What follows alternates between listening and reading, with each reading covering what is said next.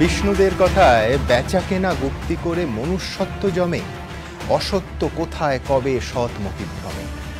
সঞ্জয় রায়ের চিকিৎসার পর অ্যাপোলো হাসপাতালের বিলে যেন অজস্র অসত্য, হাজারো মিথ্যার বাসা। কোথাও 1,24,000 টাকা কেন নেওয়া হয়েছে তা স্পষ্ট জবাব নেই। কোথাও 4 মিনিটে 10 বার একই পরীক্ষা দেখিয়ে তার আলাদা আলাদা বিল করা হয়েছে। কোথাও 2 মিনিটের ব্যবধানে 4 বার মেজর অ্যানাস্থেসিয়া করে রোগীকে অজ্ঞান করা হয়েছে। এই বিচিত্র বিল অনুষ্ঠানে আপনাদের সামনে আমরা হাজির করব।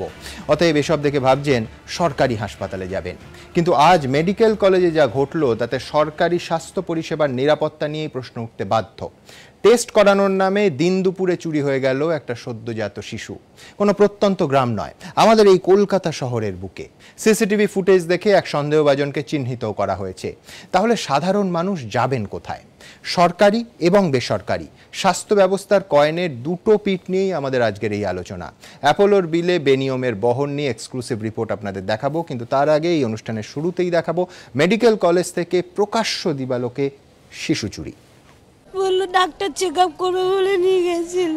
উনি ফোন করলো, ফোন করার পর বললো ঠিক আছে তোমার রক্ত রিপোর্ট আছে? আমি বললাম হ্যাঁ আছে। বললো গিয়ে নিয়ে আসো। আমি আনতে এসেছি, তবে গিয়ে দেখছি আর নেই। আবারও সরকারি হাসপাতাল থেকে শিশু চুরির অভিযোগ। এবার কলকাতা মেডিকেল কলেজ হাসপাতালে খালি হলো মায়ের কোল, জানিয়ে অগ্নিগর্ভ পরিস্থিতি তৈরি হলো হাসপাতাল চত্বরে।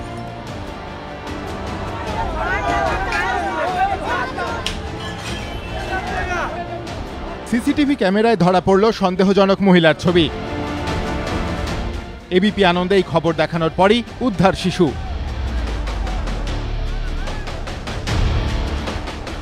আমরাও ফুটেজ দেখতে পেলাম এবিপি আনন্দে যে এই ধরনের ভদ্রমহিলা এখানে বসে আছে একটা বাচ্চা শিশুকে নিয়ে।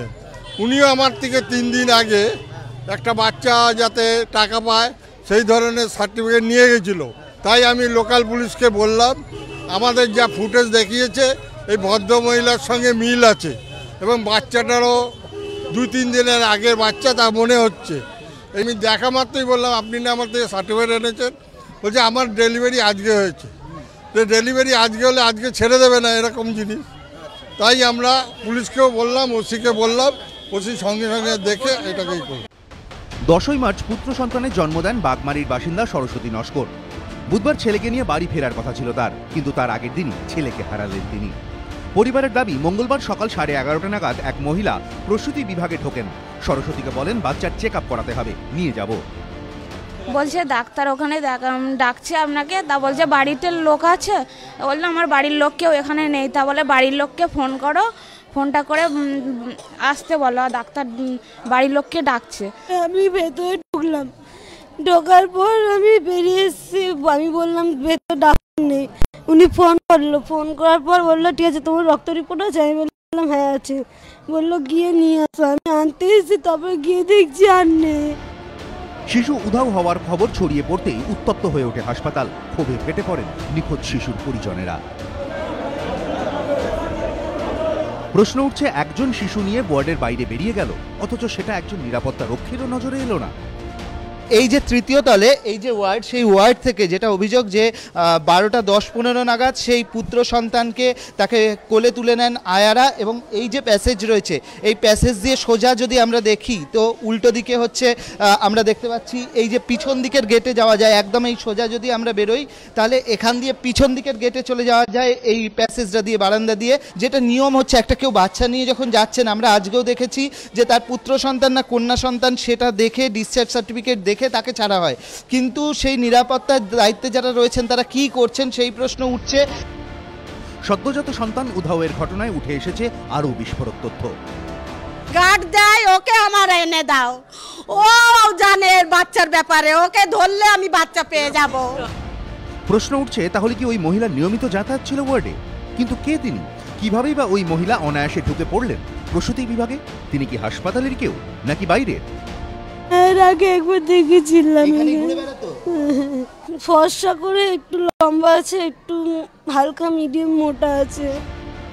শিশু উধাওয়ের ঘটনায় বউবাজার থানায় অভিযোগ দায়ের করেছে পরিবার। তদন্তে নেমে প্রথমে হাসপাতালের সিসিটিভি ফুটেজ পরীক্ষা করে পুলিশ। পাওয়া যায় সবুজ শাড়ি পরা এই মহিলার ছবি। হাসপাতালের কাছেই রয়েছে সেন্ট্রাল মেট্রো স্টেশন। সেখানকার সিসিটিভি ক্যামেরাতেও ধরা পড়ে সন্দেহভাজন মহিলার ছবি। কোলে বাচ্চা, পরনে সেই সবুজ শাড়ি, হাতে বড় প্লাস্টিক। পুলিশ সূত্রে দাবি, স্টেশনের ফুটেজ থেকেই জানা যায় সেন্ট্রাল থেকে গড়িয়াগামী মেট্রোয় ওঠেন মহিলা, নামেন পার্ক স্ট্রিট স্টেশনে। তার খোঁজ পেতে সব মেট্রো স্টেশন ও সংশ্লিষ্ট থানাগুলিতে সতর্কবার্তা পাঠানো হয়েছে। সন্দেহভাজন এই মহিলার খোঁজ দিতে পারলে 1 লক্ষ টাকা পুরস্কার ঘোষণা করেছে কলকাতা পুলিশ। আমরাও ফুটেজ দেখতে পেলাম এবিপি আনন্দে যে এই ধরনের ভদ্রমহিলা এখানে বসে আছে একটা বাচ্চা শিশুকে নিয়ে। উনিও আমার থেকে 3 দিন আগে একটা বাচ্চা যাতে টাকা পায় সেই ধরনের সার্টিফিকেট নিয়ে গেছিল।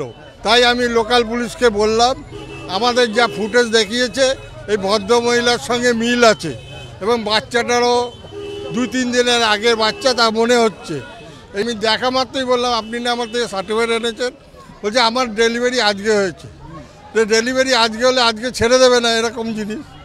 তাই আমরা পুলিশকেও বললাম, ওসিকে বললাম, ওসি সঙ্গে সঙ্গে দেখে এটাকেই করল। ঘটনার 9 ঘন্টা পর রাত 9:30 নাগাদ বাগমারি এলাকা থেকেই ধরা পড়েন সন্দেহভাজন ওই মহিলা। উদ্ধার হয় শিশুটি। চুরি যাওয়ার শিশুকে ফিরে পেয়ে স্বস্তি পরিবারে। আমি বাচ্চাটা দেখলাম, আমারই বাচ্চা আছে, আমাদেরই বাচ্চা আছে।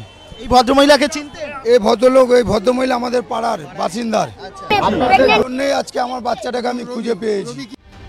স্থানীয় সূত্রে খবর, শিশুর বাড়ির কাছেই থাকেন ওই মহিলা, কিন্তু কেন তিনি এই ঘটনা ঘটালেন তা খতিয়ে দেখছে পুলিশ।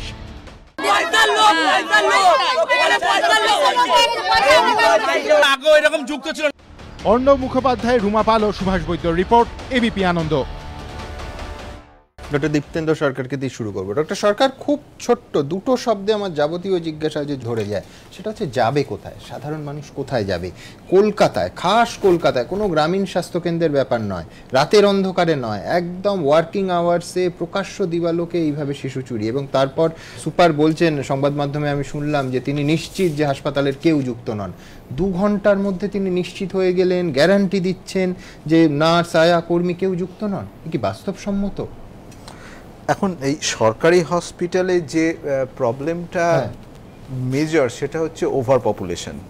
মানে আমি যেহেতু সরকারি হসপিটালের সাথে যুক্ত, আমি দেখেছি একটা আউটডোরে, সার্জারি আউটডোরে 550 পেশেন্ট, এবং যখন ওই ভিজিটিং আওয়ার্সগুলো আসে সেই সময় কি হয়, ওই একটা হোয়াইট কার্ড দেখানোর জন্যে 500 লোক কোলাপসিবল গেটের কাছে ধাক্কা মারছে, এবং এরা ভেতরে ঢুকে যাওয়ার পরে যেটা করে, আরেকটা পেশেন্ট পার্টির হাত দিয়ে হোয়াইট কার্ডটা দিয়ে দেয়, সেটা দিয়ে আরেকজন ঢুকছে।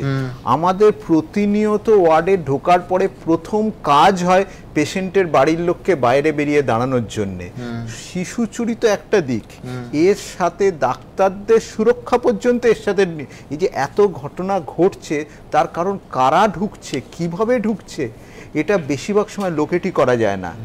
আপনি এর চেয়েও বড় এবং খারাপ জিনিস ঘটতে পারে। সুতরাং আপনি এর চেয়েও বড় বলছেন, কিন্তু মায়ের কোল থেকে সন্তান চুরির থেকে বড়, মানে আমি বলছি যে অবশ্যই আমি আপনার উদ্বেগটা শেয়ার করছি। 4 দিনের একটা শিশু, সে চুরি হয়ে গেল, এবং সিসিটিভি বসেছে। এরমও নয় যে প্রথমে যেটা শোনা যাচ্ছিল যে সিসিটিভি খারাপ, ফুটেজ পাওয়া গেছে সেখানে। মানে নিরাপত্তা ব্যবস্থা, আপনি বলছেন একটা সাদা কার্ডের ওপর ডিপেন্ডেন্ট। আমাদের প্রতিনিধিরা গিয়ে প্রায় রোজ দেখছেন যে সবাই ঢুকে পড়ছেন। এই ব্যবস্থাটা তো করাই, আমি জনসংখ্যার চাপ, লোক সংখ্যার চাপ সব বুঝছি। এটা আপনি যদি বলেন এটা কবে হয়েছে, এটা আজ থেকে 8-10 বছর আগে একটা মডেলের জন্য এটা চেঞ্জ হয়। তার আগে পেশেন্ট পার্টির রেস্ট্রিকশনটা খুব ক্লিয়ার ছিল। তারপরে একটা মডেল নর্থ ইন্ডিয়ায় চালু হয়, যেখানে বলা হয় যে পেশেন্টকে দেখবে তার বাড়ির লোকই। এই মডেলটা কিছু কিছু চ্যারিটেবল হসপিটালে সাকসেসফুল হওয়ার পরে তৎকালীন সরকার থেকে এটা বলা হয় যে পেশেন্টকে তার বাড়ির লোকই। এই মডেলের জন্য সুরক্ষা কম্প্রোমাইজড হচ্ছে, এই মডেলের জন্য ডেফিনিটলি সুরক্ষা বিরাটভাবে কম্প্রোমাইজ। আমি দ্রুত দর্শকদের দেখাতে চাইবো যে আজকে যে আতঙ্কের ছবিটা আমাদের ক্যামেরায় বারবার উঠে এসেছে, যাদের পক্ষে সম্ভব সদ্যজাতদের নিয়ে তারা হাসপাতাল ছেড়ে চলেও গেছেন। দেখুন, মেডিকেল কলেজ হাসপাতাল থেকে শিশু চুরির অভিযোগ, 9 ঘন্টা পর উদ্ধার। কিন্তু তার আগে ঘটনার জেরে তীব্র আতঙ্ক ছড়ায় অন্য মায়েদের মধ্যে। শিশু চুরির আতঙ্ক, সদ্যজাতকে কোলে নিয়ে পড়ি কি মরি করে দৌড়, যার জেরে প্রকট হলো সরকারি হাসপাতালের নিরাপত্তাহীনতা। কদিন আগেই মা হয়েছেন হুগলির জাঙ্গিপাড়ার শ্রাবন্তী ঘোষ। ভর্তি ছিলেন প্রসূতি বিভাগে। এদিন শিশু চুরির খবর শোনার পর দ্রুত বেড ছেড়ে বেরিয়ে আসেন তিনি। সন্তানকে কোলে নেওয়ার মতো অবস্থা ছিল না শ্রাবন্তীর। সাহায্য করেন স্বামী। আমি বাচ্চাকে নিয়ে যাচ্ছি, এইরকম পরিস্থিতি সারা দুপুর থেকে তো মেডিকেল কলেজ উত্তাল হয়ে আছে, যার ফলে পারছি না কোনোভাবেই সাহস নিতে। ভয় তো আছেই। কিসের ভয়? এই যে এখানের পরিস্থিতি দেখে যা বাচ্চা এইভাবে চুরি হচ্ছে। ঘটনার সময় একাই বাচ্চাকে নিয়ে বেডে শুয়েছিলেন আমতার আঙ্গুরা বেগম, কিন্তু কোল খালি হওয়ার আশঙ্কায় একাই সদ্যজাতকে নিয়ে বেরিয়ে আসেন তিনি। আর মেয়েগুলো প্রত্যেক দিন 300 টাকা করে নিচ্ছে আমাদের থেকে। নার্স আর ওরা টাকাটা ভাগ করে নেয় না। বাচ্চা ছুটি হয় না, আমি অন্য প্রাইভেটে দেখাবো। আতঙ্ক গ্রাস করে কলকাতা মেডিকেল কলেজ হাসপাতালের প্রসূতি বিভাগে ভর্তি থাকা অন্য রোগীদেরও। সবাই ভাবতে শুরু করেন এখানে থাকলে হয়তো তারাও শিশু খোয়াবেন। ভয় তো লাগছে, নিজেদের বাচ্চাগুলো আছে, যদি কিছু হয়। আমাদের ভয় তো লাগবে, আমাদের বাচ্চা আছে, আমাদের তো ভয় লাগবে, প্রত্যেকের ভয় লাগছে। সবসময় যদি এরকম হয় তো এমনিতে তো ভয় লাগবে। শিশু চুরির অভিযোগে দুপুরে হাসপাতালে বিক্ষোভ হয়। প্রসূতি বিভাগ ছাড়িয়ে যার প্রভাব পড়ে অন্যান্য ওয়ার্ডেও। খুব উগরে দেন রোগীর আত্মীয়রা।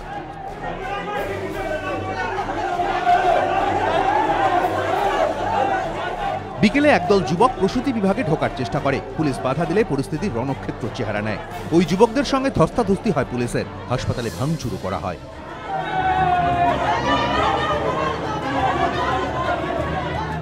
রাজর্ষি দত্তগুপ্ত, প্রকাশ সিনহা ও সত্যজিৎ বৈদ্য, এবিপি আনন্দ, কলকাতা।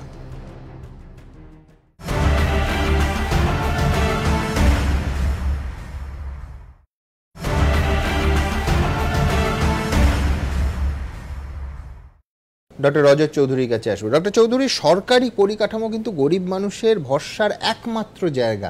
অসংখ্য মানুষ, কয়েক কোটি মানুষ, তারা বেসরকারি হাসপাতালে অ্যাফোর্ড করতে পারেন না। আর ইদানিং যা হচ্ছে তাতে তো আরও ভয় পাচ্ছেন।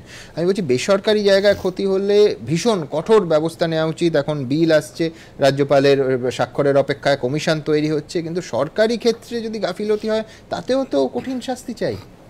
আমি বলছি, আমি এটা বিশ্বাস করি না যে সমস্ত বাইরের লোক এবং সুপার নিশ্চিত হতে পারেন, কোনো সচেতন মানুষ নিশ্চিত হবেন না 2 ঘন্টার মধ্যে যে হাসপাতালের কেউ যুক্ত নয়। এই র্যাকেটগুলো কিন্তু গড়ে উঠেছে বহু ক্ষেত্রে। সেটা দালাল চক্র বলতে পারেন, সেটা শিশু চুরির চক্র বলতে পারেন, হাসপাতালের ইনসাইডার এবং আউটসাইডারদের একটা সম্মিলিত অপরাধ চক্র। তো আমি দুঃখজনক পরিস্থিতি প্রচন্ড, এটা মানে এই নিয়ে কোনো সন্দেহ নেই। কিন্তু এটার মানে প্রথম বলি যে অ্যাকচুয়ালি যারা কর্মী হাসপাতালের মধ্যে যারা কাজ করছে, তারা সরকারি হোক বা কন্ট্রাকচুয়াল স্টাফ হোক, তাদের একটা আইডেন্টিটি প্রুফ থাকা উচিত।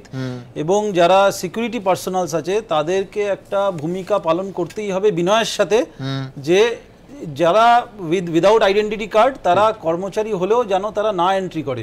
এবং আমাদের এই সরকারি পরিকাঠামো বা এই যে হসপিটাল ইঞ্জিনিয়ারিং এর যেটা অসুবিধা, মাল্টিপল ভার্টিক্যাল স্ট্রাকচারস, এতগুলো ভার্টিক্যাল, একটা সিঙ্গেল ভার্টিক্যাল স্ট্রাকচার হলে পারে সিকিউরিটি বা ইন আউট মেনটেন করা যতটা সহজ, একটা 14-15টা বিল্ডিং হলে পরে সেটার ইন আউট কিন্তু মনিটর করা খুব ডিফিকাল্ট। পেছন থেকে বেরিয়ে যাচ্ছে আর লোকজন জানে যে পেছন দিক দিয়ে বেরোনোর জায়গা আছে, এদিক জায়গা আছে।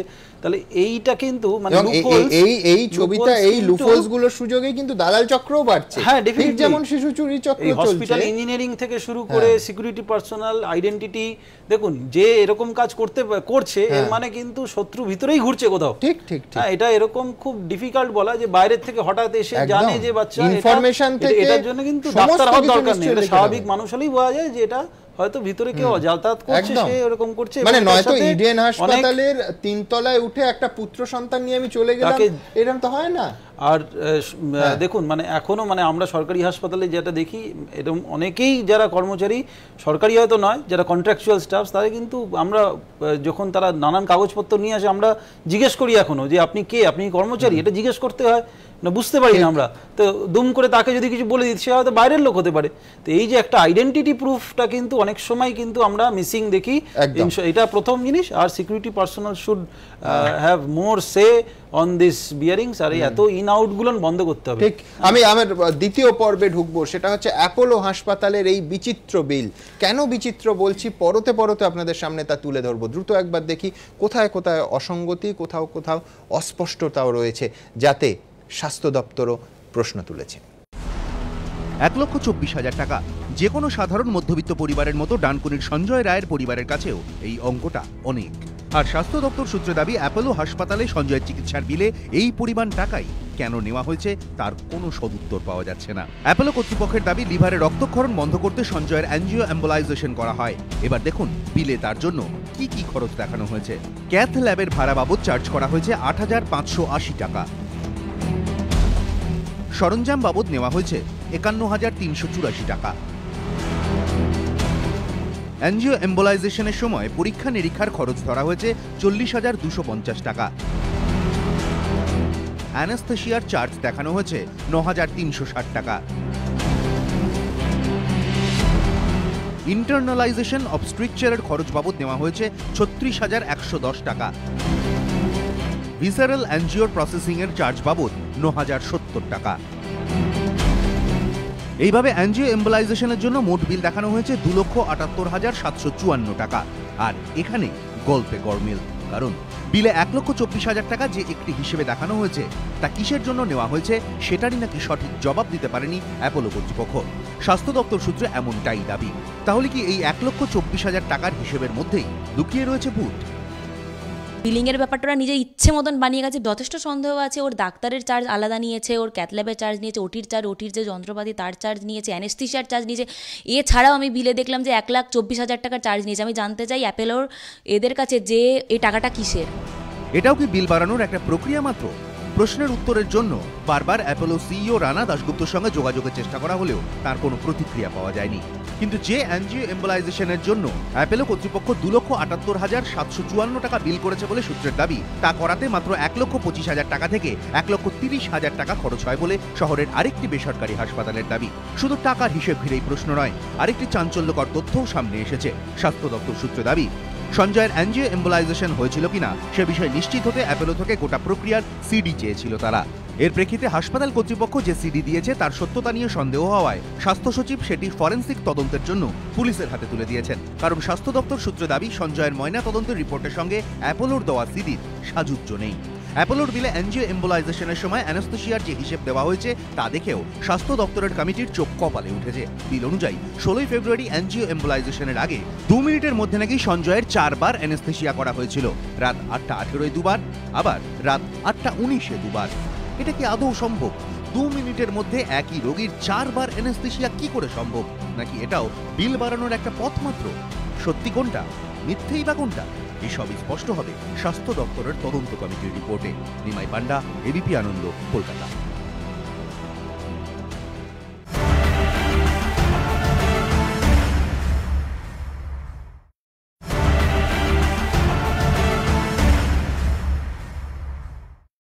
এখানেই শেষ নয়, পরপর একাধিক পর্যায়ে গরমিলের সন্দেহ করছে স্বাস্থ্য দপ্তর। কোথায় কোথায় আপনাদের দেখাবো। আমি প্রথমে ডক্টর চৌধুরীর কাছে আসবো, যেহেতু আপনার subject. ABG, analysis of blood gas, কম্পিউটারের ভুলে নয়, কোনো রকম কাট পেস্ট হয়েছে সেরম নয়, অ্যাকাউন্টিংয়ের কোনো প্রবলেম নেই, তার কারণ প্রতিবারে কোড কিন্তু চেঞ্জ হচ্ছে। প্রত্যেকটা টেস্ট ৩,৬৮০ টাকা করে নেওয়া হয়েছে।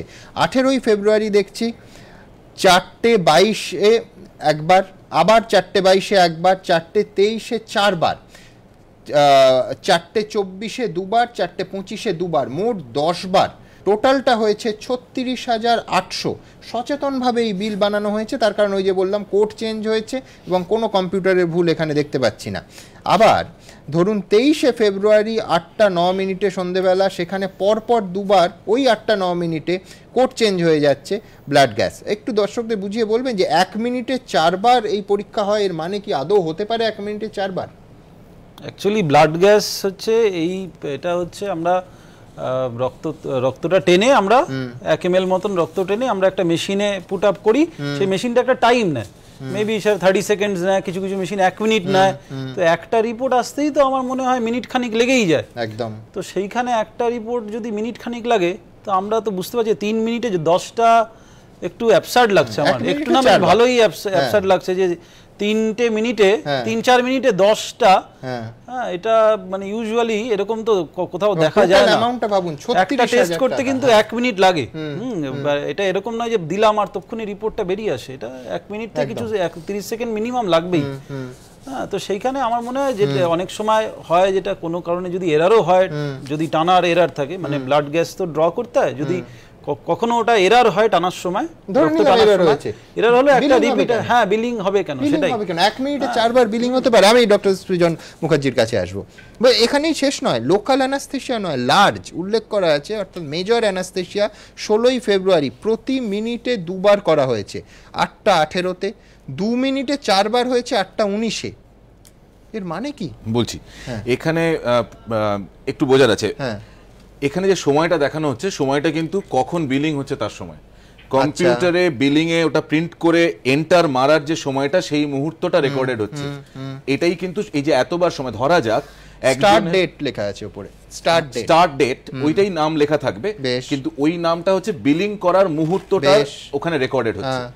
ধরা যাক একজনের, মানে প্রথম কথা, কোনো জায়গায় আমি বলছি না যে 10 বার ধরে একজনের এবিজি রাতারাতি করার কোনো যুক্তি হট করে আসতে পারে, মানে এটা প্রায় হতে পারে না, বৈজ্ঞানিকভাবেই বা কি করে হতে পারে না, এক্স্যাক্টলি। তবে একটা রাতের মধ্যে 2-3 বার এবিজি করার প্রয়োজন হতে পারে যদি বিভিন্ন চেঞ্জিং স্ট্যাটাস চলতে থাকে। এবারে সেই রাত্রিরে সেই মুহূর্তে বিলিং না হয়ে তার খানিক পরে যখন একজন বসে বিলিং গুলো তুলতে শুরু করলো, তখন সে 3 বার 1 মিনিটের অন্তর অন্তর বা 30 সেকেন্ড অন্তর অন্তর 3 বার, যদি মানে 3 বার হয়েছে এবিজি, এটা তাকে জানানো হলো এবং সে সেই বিলটাকে ইনপুট করলো তার সিস্টেমে। এই ইনপুট টাইমটা ওখানে ওঠে, সেই জন্য ওখানে দেখে মনে হবে যে 3 মিনিটে 4 বার বিল হয়েছে। সো এইটা হচ্ছে ওই জায়গার ফ্যালাসিটা। এবারে ওরা নিজেরা আগে থেকে কিছু, ওরা মানে সিস্টেম আগে থেকে ঠিক করে রেখেছে যে আমরা এই প্রসিডিওরটা, এই অ্যানেস্থেশিয়া বা এই প্রসিডিওরটার জন্য এত টাকা চার্জ করব। এবারে হয়তো ওখানে কতগুলো প্যাকেজ সিস্টেমে A B C D করে, A মানে 10,000 টাকা, B মানে 20,000 টাকা, এরকম ভাবে তোলা আছে। তারপরে আর কিছু নেই। 40,000 টাকা যদি তুলতে হয় তাহলে 2 বার B মারতে হবে অথবা 4 বার A মারতে হবে। মাই গড, ওরা যেটা ঠিক করেছে এত টাকা আমরা নেব, সেই টাকা ওরা নেবে, সেটাকে ওরা কিভাবে ভাঙলো সেইটা আপনারা দেখছেন ওই সংখ্যা দিয়ে। আমার মনে হয় শেষ পর্যন্ত ওরা এই যুক্তিটাই দেবে। আমি বলছি সিটি স্ক্যান জেনারেল বেডে যখন ছিলেন 16ই ফেব্রুয়ারি সঞ্জয়, তখন তার বিল হচ্ছে 15,720, আইসিইউতে হলে সেটা হয়ে যাচ্ছে 18,080 টাকা 2 দিনের ব্যবধানে। প্রথম কথা, এই নিয়ে বহু বিতর্ক, মুখ্যমন্ত্রী আপত্তি করেছেন, যেটা হতে পারে না, চিকিৎসার খরচ এইভাবে বেড হিসেবে চেঞ্জ হতে পারে না। আমি এই পার্টটাও বাদ দিলাম, ঠিক আছে। অ্যাপোলোর তরফ থেকে কেউ কিছু বলেননি। আমি বলছি যে এমআরপিতে দাম হাসপাতাল নেয়, কোনো ডিসকাউন্ট দেয় না, ওষুধের দাম কি বেশি নেওয়া যায়? আমি বলছি কিভাবে, দেখুন এই সিটি স্ক্যানের জন্য আমরা সবাই জানি সাধারণ বুদ্ধিতে ডাই লাগে, নন আয়নিক কন্ট্রাস্ট 100 সিসি। ওই 16 তারিখ যখন সঞ্জয় জেনারেল বেডে ছিলেন তখন তার দাম হচ্ছে 2,770 টাকা, আর ওই একই অ্যামাউন্ট 100 সিসি 18 তারিখ যখন তিনি আইসিইউতে, তখন তার দাম হচ্ছে 3,190 টাকা। আমি জানি না, মানে আমি বলছি এ তো বেআইনি। এটা নিয়ে আমি সরাসরি একটা তর্কাতর্কি তুলে ধরবো খুব ছোট করে। এই বক্তব্য বিভিন্ন সময় বিভিন্ন ডাক্তার যখন নতুন নতুন, বিশেষ করে আমরা যারা বিদেশ থেকে এসে প্রথম এখানে প্র্যাকটিস করতে শুরু করি কর্পোরেট সেটআপে, তখন এই ব্যাপারটা ভীষণ খটকা লাগে। বেড চার্জ যত খুশি বাড়ানো যেতে পারে, কিন্তু এইগুলো কি করে বাড়লো এই নিয়ে আলোচনা করতে গিয়ে যে বক্তব্যটা সরাসরি বলা হয়েছে সেটা হচ্ছে যে ওই যে ম্যাক্সিমামটা, ওটাই হচ্ছে আসল রেট। আমরা গরিব মানুষকে সাহায্য করার জন্য নিচের রেটগুলো রেখেছি। তো তখন বলা হয় যে এরকম ভয়ঙ্কর রেট কি হওয়া সম্ভব? একদম পরিষ্কার যে সব হসপিটাল তো সবার জন্য নয়, সরকারি হসপিটাল আছে ইত্যাদি, তো এই হসপিটালে ঢোকার সময় লোককে ওটা বুঝতে হবে। আমি তখন একটাই বলেছিলাম যুক্তি, যে তাই যদি হয় তাহলে বিজ্ঞাপনগুলোর তলায় স্ট্যাটুটরি ওয়ার্নিং এর মতো লিখে দিতে হবে যে এই ব্র্যাকেটের বাইরে যদি অর্থনৈতিক অবস্থান হয় তাহলে এই হাসপাতালে আসিবে না। আমি সেই লজিকেও যাচ্ছি না। আমি বলছি যে এর চিকিৎসার ক্ষেত্রে এটা লেগেছিল, এটা প্রয়োজন, এইটা প্রমাণ করাই তো আমার মনে হয় সব থেকে বড় চ্যালেঞ্জ অ্যাপোলো কর্তৃপক্ষের সামনে। আমি রুবির কাছে যাব। রুবি, আমি নিশ্চিত যখন আমাদের আত্মীয় স্বজনরাও কেউ ভর্তি হন, আমরা কেউই বিল এত খুঁটিয়ে দেখি না। আপনারাও নিশ্চয়ই দেখেননি যে এতে এ ধরনের গরমিল আছে। আমি তো বিল দেখে অবাক, মানে এরকম যে আগে হতো, আজকে যদি আমি ওকে সুস্থ করে নিয়ে যেতাম তাহলে তো বিলটা চেকই করতাম না। সেটা আমি কালকে আপনাদের বাড়িতেও গেছিলাম, ওনাকে বললাম হয়তো মানুষ এমনও আছে বাড়িঘর গয়না বেচে বিল মিটিয়ে এসছে, তারা জানেও না যে এই ব্লান্ডারটা তাদের সাথে হয়ে গেছে। আজ এই বিলটা দেখে আমি নিজেই, ডাক্তাররাও হয়তো, তাহলে আমরা কতটা হতবাক আপনি নিজেই ভাবুন। আমরা তো ডাক্তার নই বলেই ওদের কথা কমপ্লিটলি বিশ্বাস করে গেছিলাম। 4 মিনিটে 10 বার একই পরীক্ষা, কিংবা কিছুক্ষণ আগে আপনাদের দেখালাম 2 মিনিটের ব্যবধানে অ্যানাস্থেশিয়া এবং মেজর অ্যানাস্থেশিয়া 4 বার। এই বিল নিয়ে একাধিক অসঙ্গতির অভিযোগ স্বাস্থ্য দপ্তরের। ভুরি ভুরি টেস্ট, ভুরি ভুরি বিল, কিন্তু অ্যাঞ্জিও এম্বোলাইজেশনের পর যেটা করলে জানা যেত সঞ্জয় রায়ের শরীরে রক্তক্ষরণ বন্ধ হয়েছে কিনা, সেটা করতেই নাকি লেগে গেল 7 দিন। সূত্রের দাবি স্বাস্থ্য দপ্তরের তদন্ত কমিটির রিপোর্টে অন্তত এমনটাই উঠে এসেছে। অ্যাপোলোর বিল অনুযায়ী সঞ্জয় অ্যাপোলোতে ভর্তি হন 16 তারিখ। তার রক্তক্ষরণ বন্ধ করতে করা হয় অ্যাঞ্জিও অ্যাম্বুলাইজেশন, কিন্তু স্বাস্থ্য দপ্তর সূত্রে দাবি এরপরও যে সঞ্জয়ের রক্তক্ষরণ বন্ধ হয়নি তা বুঝতেই পারেননি অ্যাপোলো হাসপাতালের চিকিৎসকেরা। অ্যাঞ্জিও অ্যাম্বুলাইজেশনের 7 দিন পর 23 তারিখ ইউএসজি করা হয়। যেদিন তাকে এসএসকেএমে স্থানান্তরিত করা হয় সেদিন সকালে। কিন্তু চিকিৎসক মহলে প্রশ্ন, অ্যাঞ্জিও এম্বোলাইজেশনের পরই যদি ইউএসজি করা হতো তাহলেই তো বোঝা যেত সঞ্জয়ের রক্তক্ষরণ বন্ধ হয়েছে কি হয়নি। 7 দিন পর তা কেন করা হলো? তবে অ্যাঞ্জিও এম্বোলাইজেশনের পর ইউএসজি করতে 7 দিন লেগে গেলেও অন্য কিছু টেস্ট এতবার হয়েছে যা দেখে তদন্ত কমিটির মনেও সন্দেহ জেগেছে বলে সূত্রের খবর। যেমন ব্লাড গ্যাস অ্যানালিসিস, রক্তে অক্সিজেন ও কার্বন ডাই অক্সাইডের মাত্রা জানতে এই পরীক্ষা করা হয়। আর সেই পরীক্ষাই নাকি সঞ্জয়ের ক্ষেত্রে করা হয়েছে 4 মিনিটে 10 বার। অ্যাপোলোর বিলে দেখা যাচ্ছে 18 ফেব্রুয়ারি বিকেল 4:22-এ 2 বার, 4:23-এ 4 বার, 4:24-এ 2 বার এবং 4:25-এ 2 বার এই পরীক্ষা করা হয়েছে। সেজন্য বিল দেখানো হয়েছে 36,800 টাকা।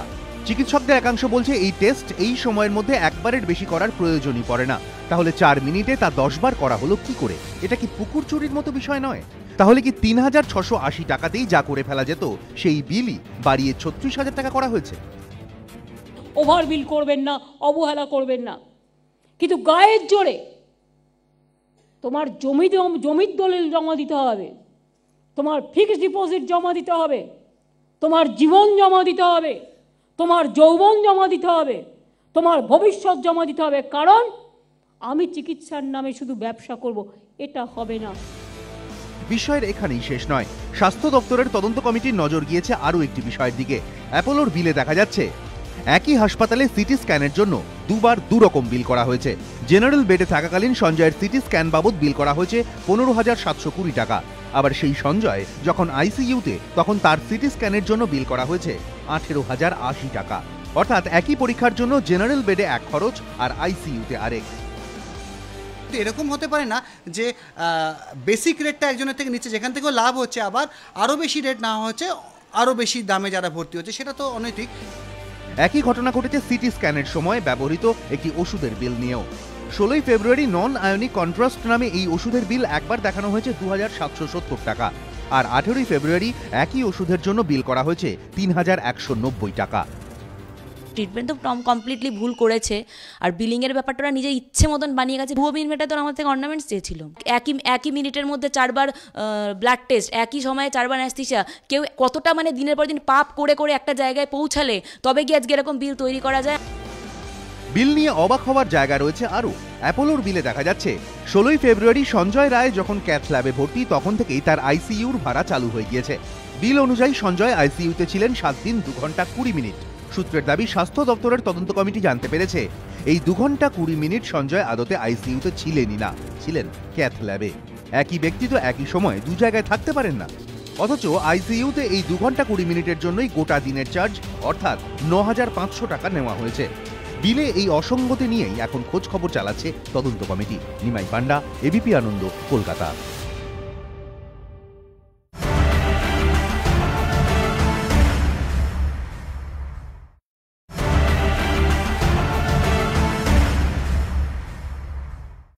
আমি ডক্টর কিরণ মুখোপাধ্যায়ের কাছে যাব। ডক্টর মুখার্জি, আমি বলছি অন্তহীন ধাঁধা, তার কারণ রক্ত লাগেনি, নিজস্ব ব্লাড ব্যাংকে ফোন করে বলা হয়েছে যে রক্ত রেডি রাখুন। ব্লাড ব্যাংক প্রসিডিওর হিসেবে প্রায় 3,000 টাকা, 2,970 টাকা কাটা হয়েছে। রক্ত এলো না, লাগলো না, ফোন করার চার্জ প্রায় 3,000 টাকা, কিন্তু ইন্টারকমে বলা হয়েছে, এভাবে কাটা যায়? আবার দেখুন 20 ফেব্রুয়ারি 17 ব্লাড ব্যাংক 1 প্রোডাক্ট 72 ঘন্টার জন্য রাখতে বলা হয়েছে, 3 বার বিল করা হয়েছে, করে সেটা 3,240 টাকা দাঁড়িয়েছে। এটা কি প্রসিডিওর? এটা প্রসিডিওর যা এতক্ষণ যা শুনছিলাম তো কোনোটাই তো ঠিক নয়।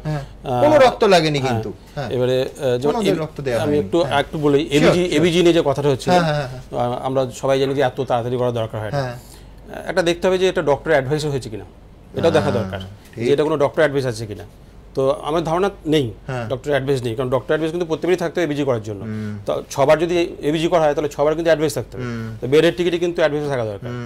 অ্যানেস্থেসিয়া যেরকম 2 মিনিটে 4 বার অ্যানেস্থেসিয়া দেখানো হয়েছে, তো তো রুবিদেবী আছেন, উনি সব থেকে ভালো জানবেন, কারণ মেজর অ্যানেস্থেসিয়া দিলে কিন্তু বাইরের লোকের কনসেন্ট নেওয়াটা প্রত্যেকবার ইনফর্ম করা দরকার। হ্যাঁ, তাকে বলা দরকার যে এবার আমরা অ্যানেস্থেসিয়া নিয়ে যাচ্ছি। তো 4 বার যদি আলাদা আলাদা করা হয় অ্যানেস্থেসিয়া, তো 4 বার উনি জানবেন, তো এটা উনি ভালো বলতে পারবেন যে 4 বার ওনাকে বলা হয়েছে। এরকম কিছু বলা হয়েছিল? নিয়ে গেল, তারপরে একদম বেরিয়ে আমাদের সাথে কথা বললো যে ব্লিডিং বন্ধ হয়ে গেছে, আমরা এটা যেটা আপনাদের আগে বললাম, তারপরে ওকে বেরোলো, ওর সাথে আমরা কথা বললাম, সেটা একবার ওটিতে ঢুকিয়ে 4 বার আসতে হয় না। এক্স্যাক্টলি। আচ্ছা, তো এইটাই বলছি। আর ওষুধের দাম যেটা বললেন, ওষুধের দাম এমআরপি থেকে বেশি কখনোই নেওয়া উচিত নয়, নেওয়া যায় না। আপনি যেটা বললেন যেটা অনৈতিক, একই ওষুধের দাম এমআরপি থেকে তো বেশি কোনোই হতে পারে না, এবং ওষুধের দাম আপনি একই জায়গাতে দুভাবে নিতে পারেন না। তো মানে আমার ওভারঅল যেটা বক্তব্য সেটা যে প্রফেশনাল সার্ভিস, আপনি নিশ্চয়ই সার্ভিস দিয়ে তার ফিস তো নেবেন, পয়সা নেবেন, ঠিক আছে, কিন্তু এটা মাথায় রাখা দরকার চিকিৎসা পরিষেবা কিন্তু অন্য আর 5টা সার্ভিসের মতো নয়, একটু অন্যরকম।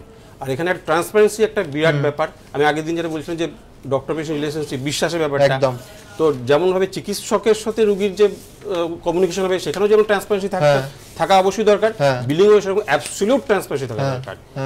আর অসুখটা কিন্তু বহু গভীরে, আমি আগের দিন একবার কথা বলছিলাম, মানে সমূলে শিকড় থেকে উৎখাত না করতে পারলে ভবিষ্যতে আমাদের খুব অন্ধকার দিন আমাদের জন্য অপেক্ষা করছে সামনে।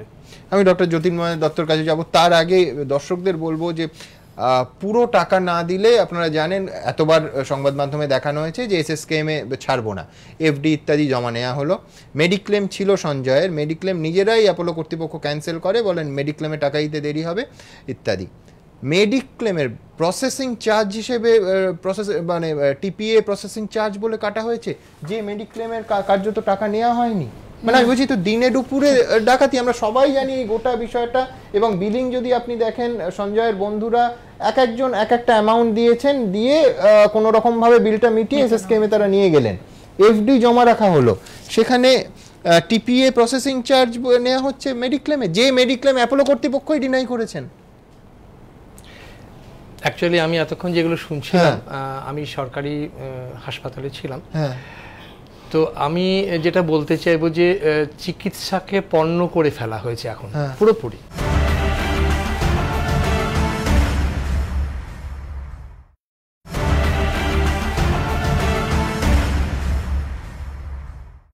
মানে আমি বলতে পারলাম না, রুবিদেবী স্টুডিওতে আছেন বলে কিভাবে নিয়ে আনা হয়েছে, যে পোশাকটি অবধি খুলে নিয়ে চলে আসা হয়েছে। চিকিৎসাকে পণ্য করে ফেললে কিন্তু আমাদের সমূহ বিপদ, এবং এইটি রিসেন্টলি ধরা পড়েছে। এটা কিন্তু উনি যেটা বলছিলেন শিকড় অনেক গভীরে, এবং এটা আগে থেকেই চলছিল, এখন তো ধরা পড়েছে, এখন এরপরে আসছে পরপর যে কার কে কোথায় ক্ষতিগ্রস্ত। আমি আবার আসবো, কিন্তু বারবার আমি যেটা বলি সেটা হচ্ছে, হ্যাঁ অবশ্যই সমস্যা আছে, সমাধানের রাস্তাও আমরা সবাই মিলে খুঁজতে চাইছি, কিন্তু ভাঙচুরটা কোনো সমাধান নয়, সমাধান হতে পারে না।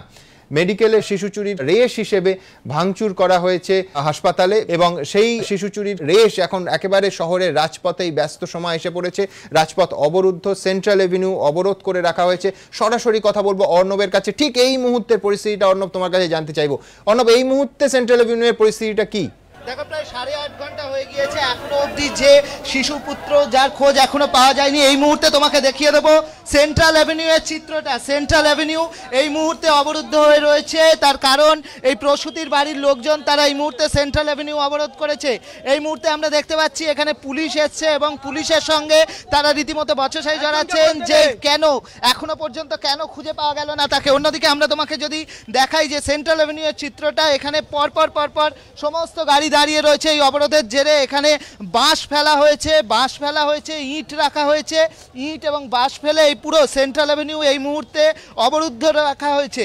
শুধু সেন্ট্রাল অ্যাভিনিউ অবরুদ্ধ রাখাই নয়, এই মুহূর্তে তোমাকে আরেকটা জিনিস দেখাবো। ঠিক এই যে গেটটা রয়েছে মেডিকেল কলেজের গেট, এই রোগীর আত্মীয়দের যে রোষের বলি, সেই বলিও কিন্তু হয়েছে এই মেডিকেল কলেজের গেট। আমরা দেখতে পাচ্ছি যে এই সামনে সিকিউরিটির জন্য যে গেট করা হয়েছে সেই গেট কিন্তু পুরোপুরি ভেঙে গিয়েছে। এখানে বাঁশ দিয়ে ঢিল দিয়ে এই গেটটাকে পুরোপুরি ভাঙা হয়েছে। তুমি দেখতে পাচ্ছ যে এই গেট এখানটা পুরোটা ভাঙা হয়েছে, এটা নতুন করা হয়েছিল এই গেটগুলো, সেই গেটগুলো পুরোপুরি ভেঙে পড়ে রয়েছে। একদম আমাদের পায়ের কাছে পুরো পরপর এই কাঁচ একদম ছড়িয়ে রয়েছে। এবং এখানে যারা রোগীর বাড়ির আত্মীয়রা রয়েছেন, যারা সরস্বতীর বাড়ির আত্মীয়রা রয়েছেন, তারা বলছেন যে এখনো পর্যন্ত কেন তোমার শিশু পুত্র তাকে খুঁজে পাওয়া গেল না, এবং সেই জন্য এখানে ইতিমধ্যেই অবরোধ হয়ে রয়েছে। আমরা দেখতে পাচ্ছি যে পুলিশের লোকজন এখানে এসছেন এবং পুলিশের লোকজনের সঙ্গে এই মুহূর্তে কিন্তু রীতিমতো বচসা শুরু হয়েছে এখানে পেশেন্টের লোকজন। আমরা দেখতেই পাচ্ছি পুলিশ এখানে এই মুহূর্তে রয়েছে, পরিস্থিতি রীতিমতো উত্তপ্ত। সুমন, আমরা দেখতে পাচ্ছি যে পুলিশের সঙ্গে কথা বলার পরেও এখানে কিন্তু এতটুকু পরিস্থিতি স্বাভাবিক হয়নি। স্বাভাবিকভাবে এরা এখনো অবধি অবরোধ করে রয়েছে। আমরা কথা বলবো কি মানে অবরোধ কতক্ষণ চালাবে তোমরা? অবরোধ যতক্ষণ বাচ্চা না পাচ্ছি আশা করি ততক্ষণ চালানোর ইচ্ছা আছে, ঠিক আছে? যতক্ষণ আমাদের বাচ্চা না পাবো আমরা ততক্ষণ অবরোধ চলবে। এর মধ্যে যে আমি সব জায়গা অনেক দিন থেকে দেখছি সেই ঘটনা হচ্ছে, সেই ঘটনা কেন হচ্ছে আমি রাজ্য সরকারকে জবাব দিতে। যতক্ষণ না বাচ্চা পাচ্ছি, যতক্ষণ না বাচ্চা পাওয়া যাচ্ছে ততক্ষণ এই সেন্ট্রাল আমরা দেখতে পাচ্ছি যে সেন্ট্রাল এভিনিউ এই মুহূর্তে অবরুদ্ধ হয়ে রয়েছে। আমরা দেখতে পাচ্ছি যে এই মুহূর্তে আমরা পুরোপুরি বসে রয়েছি এইখানে সেন্ট্রাল এভিনিউর ওপর।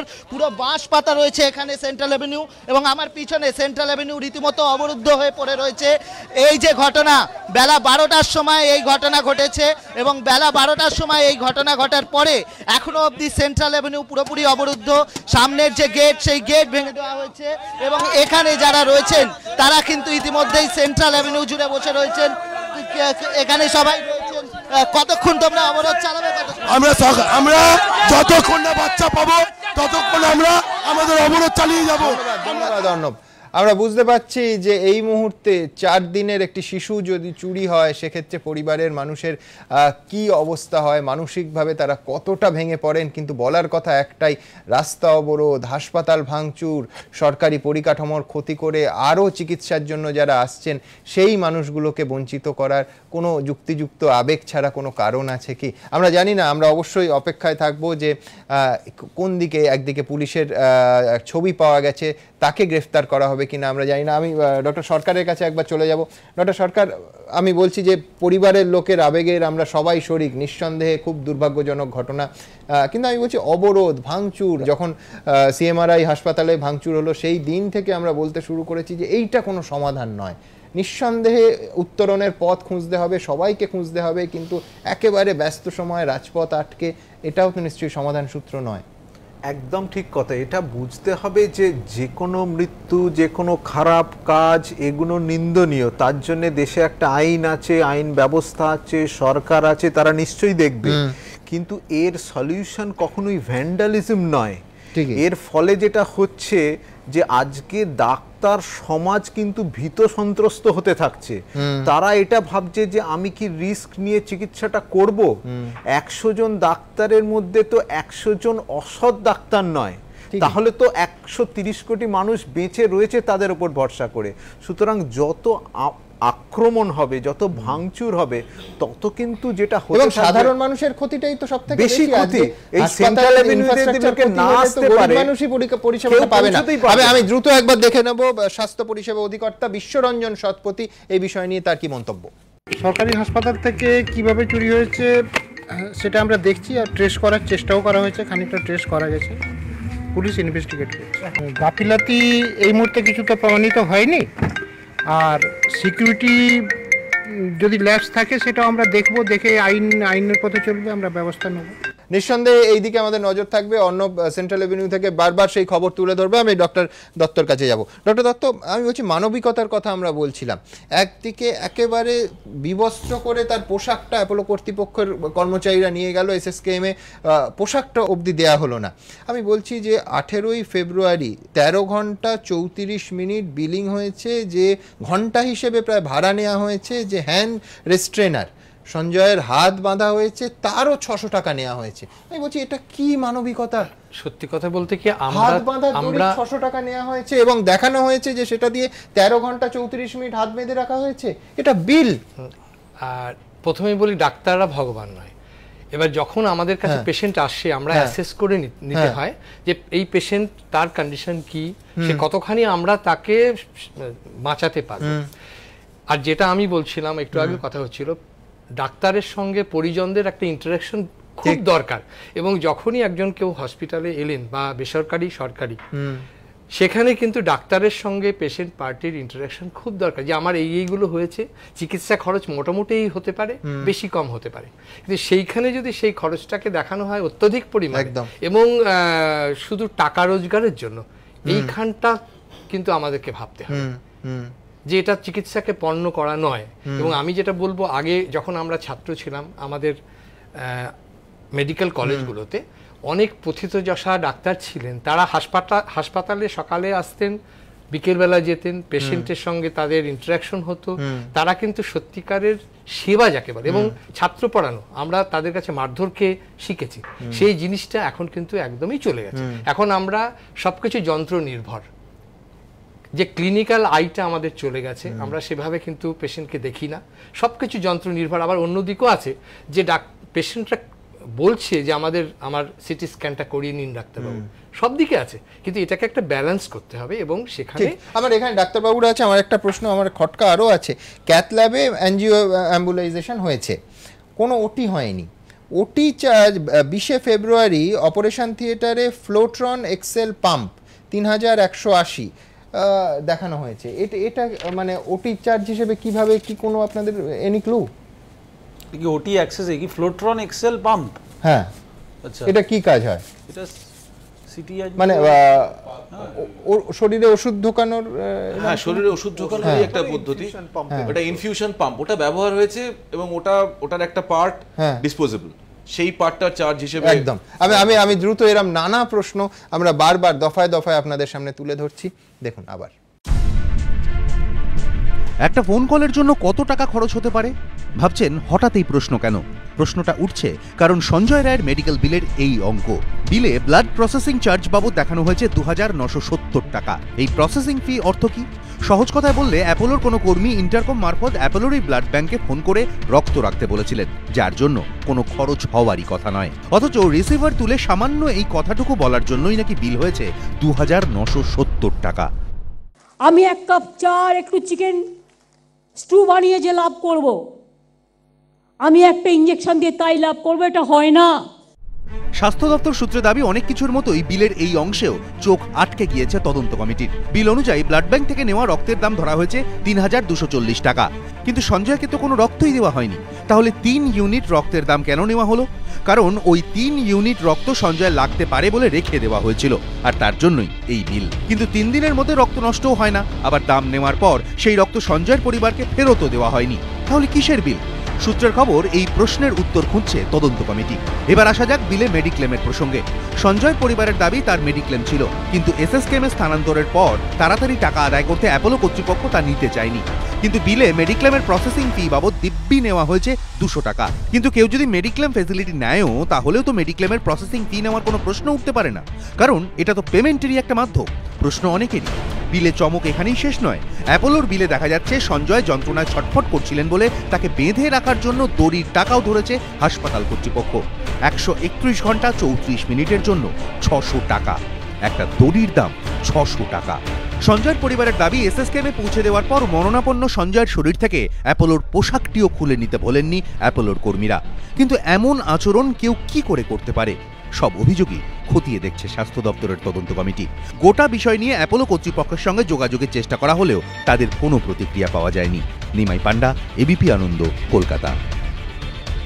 ডক্টর মুখার্জি, আপনাদের প্রত্যেকের কাছে আমার প্রশ্ন থাকবে যে বিল তৈরি হওয়াতে ডাক্তারবাবুদের অবদান কতটুকু? অর্থাৎ বিল তৈরি হওয়ার আগে অনুমতি নেওয়া হয় কিনা, তৈরি হওয়ার পরে কোনো কাউন্টার সাইন করা হয় কিনা, কোনো আপনারা আলোকপাত করবেন এই বিষয়টা? না, এরকম ইউজুয়ালি কখনো করা হয় না। যদি কোনো বাড়ির লোক যদি কখনো আমাদের কাছে জানতে চান যে দেখুন এই বিলটা একটু দেখে দেবেন, সেটা আমরা অনেক সময় মানে ভেরিফাই করে দিই। কিন্তু রুটিনলি বাড়ির লোকের কোয়ারি সেটা হলো, হসপিটাল রুটিনলি কিন্তু এটা করা হয় না। সেটাই সরাসরি ডাক্তারদের ইন্টারফারেন্স থাকে না। ডাক্তারদের নেগেটিভ ইন্টারফারেন্স এখানে যেটা, সেটা হচ্ছে খারাপ বিল নিয়মিত মাঝে মধ্যে ধরে সেগুলোকে আটকানোর চেষ্টা না করাটা ডাক্তারদের negative input. But otherwise doctor এই একটা মাত্র জায়গায় ডাক্তারদের পক্ষে বলার জায়গা আছে যে এই বিলিং প্রসিডিওরের জন্য স্টাফ আর এমপ্লয়েড টু ম্যাক্সিমাইজ প্রফিট, তাদেরকে সেই জন্য বিনিয়োগ করা হয় ওখানে। ডক্টরের অ্যাডভাইস যেটা থাকবে সেইটা হচ্ছে প্রায়োরিটি। ডক্টরের অ্যাডভাইস থাকলে তবেই সেটা বিলিং এ ওঠানো উচিত। আইডিয়ালি হ্যাঁ, ডক্টর অ্যাডভাইস ছাড়া কি করে? ত্রিভুজের একদিকে পেশেন্ট, একদিকে হসপিটাল কর্তৃপক্ষর বিলিং, আর একদিকে ডাক্তার। আজকে আমার চিকিৎসার গাফিলতির দায় যেরকম একটা হসপিটাল নেবে না, সেরকম একটা হসপিটালের বিলিং এর দায়ও কিন্তু ডাক্তার হিসেবে আমি নেব না। কেন নেবেন রুবি? আপনার মনের অবস্থা আমরা সত্যি বুঝতে পারছি, কিন্তু এই তো অবর্ণনীয় পরিস্থিতি। আমার মনে আছে যখন সঞ্জয় বেঁচে আছেন তখনও ঘটনাচক্রে ক্যামেরার সামনে আপনার সঙ্গে আমাদের দেখা হয়েছিল, তখনও এই অসহায়তা বারবার আপনি বলছিলেন যে কার্যত আপনাদের হাতের বাইরে চলে গেছিল বিষয়টা। আজকে বোধহয় বিলটাও স্বাস্থ্য দপ্তরের কর্তাদের বক্তব্য সেই প্রমাণ দিচ্ছে। কিছু বলার নেই আমার এখানে। ওকে হাত বাঁধার যে কথাটা, ওটা আমরা বারবার বলেছি, কেন হাত বাঁধছেন আপনারা? একজন কাউকে সবসময় অ্যালাউ করুন যে ওর বলছে হাত পা নাড়ছে। এমনকি দিদিকেও বলেছে, দেখুন পাশের পেশেন্টটাকে আপনার ভাইয়েরা ওনার কিন্তু সেম কন্ডিশন, উনি কিন্তু হাত পা নাড়ছেন না, চুপচাপ শুয়ে আছেন। আপনার ভাই কিন্তু কন্টিনিউয়াসলি হাত পা নেড়ে যাচ্ছে। তাহলে আমাদের থাকতে দিন। আমি যখন থাকতাম হাতটা খুলে আমি ওর হাতটা ধরে থাকতাম, কেননা ও তোটা খুলে দিতে চাইছে, সব খুলে দিতে চাইছে, তো রাখতো, অ্যাটলিস্ট মনে তো স্যাটিসফ্যাকশন থাকতো যেন ওকে বেঁধে রাখেনি, জল দেয়নি, হাতটা তো ধরে থাকতো। কিছু বলার নেই, এত অমানবিক এদের কাছে, আমার কাছে বলার কোনো ভাষা নেই। সত্যি আমাদেরও বোধহয় ভাষা হারিয়ে যায় যখন আমরা দেখি যে হাত বাঁধার ক্ষেত্রে দড়ির টাকা 600 টাকা হিসেবে তার ভাড়া নেওয়া হয়েছে। এই মুহূর্তে ফুলবাগান থানায় অ্যাপোলোর 2 কর্তা, তাদের জিজ্ঞাসাবাদ চলছে। চিকিৎসক এবং কর্মীদের পর এবার আতশকাচের তলায় শীর্ষ আধিকারিকরা। ডানকুনির সঞ্জয় রায়ের মৃত্যুর ঘটনায় এবার অ্যাপোলো হাসপাতালের প্রাক্তন পূর্বাঞ্চলীয় অধিকর্তা রূপালী বসু এবং কলকাতার অ্যাপোলো হাসপাতালের সিইও রানা দাশগুপ্তকেও জিজ্ঞাসাবাদ করল ফুলবাগান থানা। মঙ্গলবারই অ্যাপোলোর 2 আধিকারিককে তলব করা হয়। দুপুর 3:20 ফুলবাগান থানায় এসে পৌঁছন কলকাতায় অ্যাপোলোর সিইও রানা দাশগুপ্ত। থানার ভেতরে তাকে জিজ্ঞাসাবাদ শুরু করেন তদন্তকারী অফিসারেরা। প্রায় 2.5 ঘন্টা পর বিকেল 5:50 ফুলবাগান থানায় এসে পৌঁছন রূপালী বসু। পুলিশ সূত্রে দাবি বিকেল 5:50 থেকে সন্ধ্যে 6:50 পর্যন্ত 1 ঘন্টা ধরে রানা দাশগুপ্ত ও রূপালী বসুকে একসঙ্গে বসিয়ে জিজ্ঞাসাবাদ করেন পুলিশ আধিকারিকরা। কিন্তু কি কি বিষয়ে তাদের প্রশ্ন করা হয়েছে? পুলিশ সূত্রে দাবি দুজনের জন্য নির্দিষ্ট প্রশ্নমালা সাজিয়ে রাখা হয়। অ্যাপোলোর বিরুদ্ধে চিকিৎসায় গাফিলতি, অপ্রয়োজনীয় পরীক্ষা নিরীক্ষা করে বিল বাড়ানো বা বিল বকেয়া থাকায় ফিক্সড ডিপোজিটের নথি জমা রাখার যে অভিযোগ উঠেছে, সেই প্রসঙ্গেই দুজনকে একের পর এক প্রশ্ন করা হয়। ময়ূর ঠাকুর চক্রবর্তী, এবিপি আনন্দ, কলকাতা। মুখ্যমন্ত্রী বারবার মানবিক মুখের কথা বলছেন। দুটো ঘটনা পাশাপাশি আজকের আপনাদের দেখাবো। একদিকে বর্ধমানের কাটোয়ায়, যেখানে বেসরকারি নার্সিংহোম তারা সোনার গয়না বন্ধক চাওয়ার কথা বলছে, আর অন্যদিকে জলপাইগুড়ি সদর হাসপাতাল ফেয়ার প্রাইস শপ তারা মোবাইল চাইছে বন্ধক হিসেবে। নিঃসন্দেহে অমানবিকতার দুটি মুখ, যদি দুটি ঘটনায় অভিযোগ সত্য হয়। তোমার জমির দলিল জমা দিতে হবে, তোমার ফিক্সড ডিপোজিট জমা দিতে হবে। আমি চিকিৎসার নামে শুধু ব্যবসা করব, এটা হবে না। মুখ্যমন্ত্রী যখন বেসরকারি হাসপাতালগুলিকে এই কড়া বার্তা দিচ্ছেন, তখন জলপাইগুড়িতে সামান্য ওষুধের টাকা না থাকায় মোবাইল বন্ধক রাখার অভিযোগ উঠল সরকারি হাসপাতালের ন্যায্য মূল্যের ওষুধের দোকানের বিরুদ্ধে। আর বর্ধমানের কাটোয়ায় অভিযোগ, এক রোগিণীকে ফি মেটাতে সোনার গয়না বন্ধক দেওয়ার পরামর্শ দিয়েছেন এক কম্পাউন্ডার। সোমবার রাতে রায়পুর চা বাগানের শ্রমিক বাহানি লোহার বিষ খান, তাকে জলপাইগুড়ি সদর হাসপাতালে ভর্তি করা হয়। পরিবারের দাবি, নার্সরা বলেন বাইরে থেকে ওষুধ এবং ইঞ্জেকশন কিনে আনতে, তখন যন্ত্রণায় ছটফট করছেন তরুণী। হাসপাতালের মধ্যেই এই ন্যায্য মূল্যের ওষুধের দোকানে ছুটে যান পরিজনেরা, কিন্তু তাদের কাছে ছিল মাত্র 40 টাকা, আর ওষুধের বিল হয়েছিল 120 টাকা। অভিযোগ, বাকি টাকা সকালে মেটানোর কথা বলা হলেও তাদের ওষুধ দেওয়া হয়নি। পরিবারের দাবি, ওষুধের দোকানের এক কর্মী বলেন, আপনাদের কাছে আর কি আছে? রোগীর ওই আত্মীয় বলেন, মোবাইল ফোন আছে। অভিযোগ, মোবাইল ফোন জমা রেখে তবেই ওষুধ দেয় ন্যায্য মূল্যের দোকান।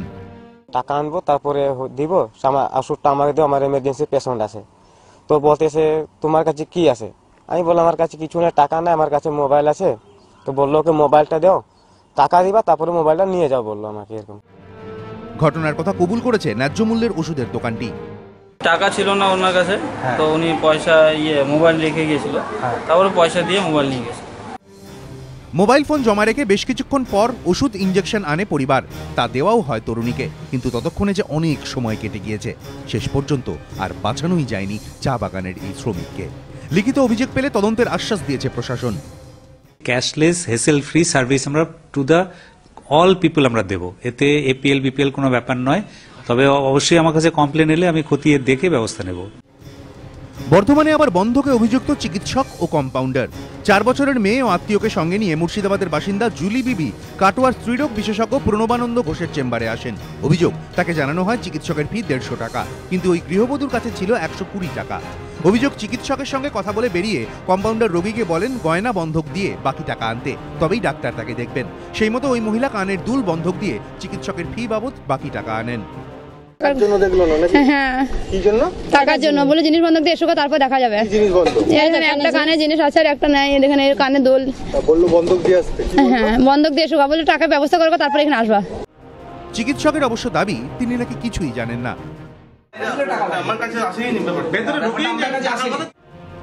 তবে গয়না বন্ধক দিয়ে ফিয়ের টাকা জোগাড় করলেও ওই মহিলার অবশ্য আর ডাক্তার দেখানো হয়নি, কারণ টাকা জোগাড় করতে করতে চিকিৎসকই চলে যান। পরে স্থানীয় বাসিন্দাদের সাহায্যে ওই গৃহবধূকে কাটোয়া মহকুমা হাসপাতালে ভর্তি করা হয়। এবিপি আনন্দ। প্রশ্নটা সরকারি বা বেসরকারি পরিকাঠামোর নয়, আবার বলছি প্রশ্নটা মানবিকতার। ডক্টর মুখার্জির কাছে আমি আসবো, যেহেতু আপনি একটা বেসরকারি হাসপাতালের এই কোর ম্যানেজমেন্টের সঙ্গে যুক্ত ছিলেন এক সময়। এই বিল বাড়ানো, বাড়িয়ে দেখানো এবং এই ধরনের প্রশ্নচিহ্ন উঠতে পারে এই ধরনের বিলে ইনপুটস, এইগুলো করে কারা এবং কাদের নির্দেশে করে? কি স্পষ্ট একদম ওই সেলস টার্গেট বেঁধে দেওয়ার মতো লিমিট বেঁধে দেওয়া হয়? একেবারে পরিষ্কার তাই। এটা মানে to maximize the earning, maximize profit, যেটা কিনা একটা স্বাভাবিক খোলা ভাষায় একটা ব্যবসার প্রধান একটা চরিত্র, টু ম্যাক্সিমাইজ প্রফিট। একদম পরিষ্কার এই ভাষাতেই কথাবার্তা হয় যে শেয়ার হোল্ডারের টাকায় কাজটা চলে, শেয়ার হোল্ডারের কাছে বছরের শেষে আমাদেরকে ব্যালেন্স শিট প্লেস করতে হয়, সেটার উপরে শেয়ারের দাম তৈরি হয় এবং সেটা থেকেই কিন্তু সিইওর মাইনে হয়, ডাক্তারের নয়। তো সেই জায়গাটা তাদের কাছে খুব পরিষ্কার এবং তারা, আমার মনে হয় তারা নিজেরা যদি ডাক্তারও হন, তারা আস্তে আস্তে সেটা ভুলে যান। তারা জানেন তারা একটা কোম্পানি, যে কোম্পানিটা একটা প্রোডাকশন করে, একটা ব্যবসা তৈরি করে এবং সেটা থেকে প্রফিট করে, সেইখানে মুনাফা ম্যাক্সিমাইজ করা প্রথম এবং প্রধান কাজ। তার জন্য কারেন্সি হিসেবে ইউজ হয়, মানে যেটা মানে রেগুলার রোলিং হচ্ছে যে বস্তুটা, সেটার নাম পেশেন্ট। আনফর্চুনেটলি এই করুণ জায়গাটা আমরা মানে নিতে পারছি। আমার ধারণা স্টুডিওতে আমরা যারা আছি প্রত্যেকে একটা বিষয় একমত হব যে আসল সমস্যাটা হচ্ছে মানবিকতার অভাবে।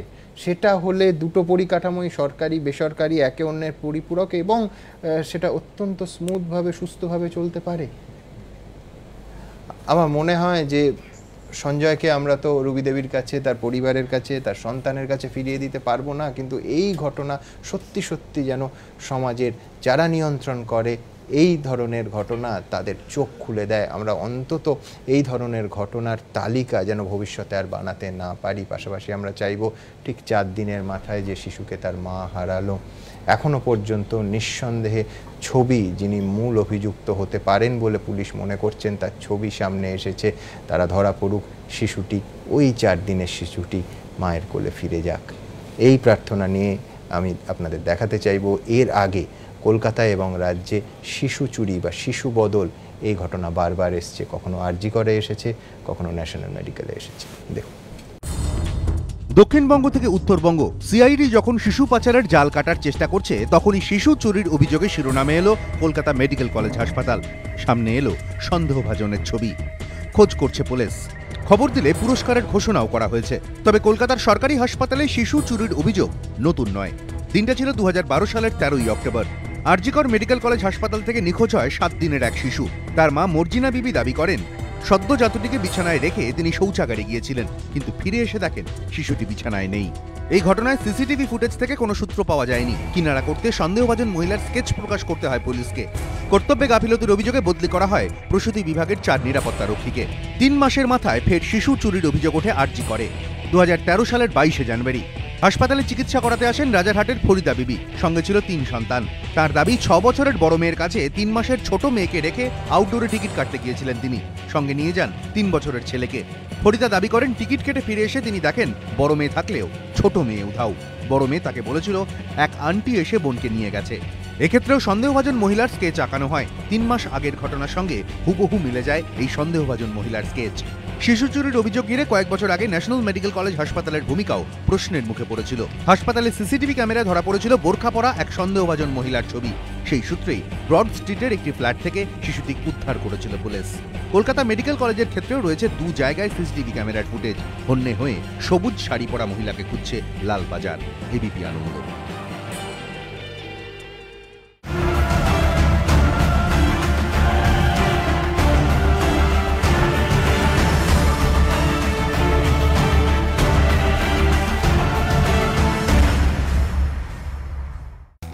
ঘণ্টাখানেক সঙ্গে সুমন নিবেদন করছে আধুনিক টিএমটি বার্স, ভরসা হমেশা। Powered by Oshea herbals, phytogen hair oil and vitalizer, gain hair naturally. সহযোগী নিবেদক সফেদ ডিটারজেন্ট পাউডার, সাফাইকা সুপারস্টার। বিবেকানন্দ হসপিটাল, দুর্গাপুর। আমরা জানি জীবনের মূল্য। ডাফ এন্ড ডাট সম্পাদিত গ্রামার কোশ্চেন বাঞ্চ মানেই তুলসী প্রকাশনী। রাজা সুগার ফ্রি মারে নিউট্রিশিয়াস বিস্কিট, চিনি ছাড়া ফাইবার ভরা, একদম সত্যি।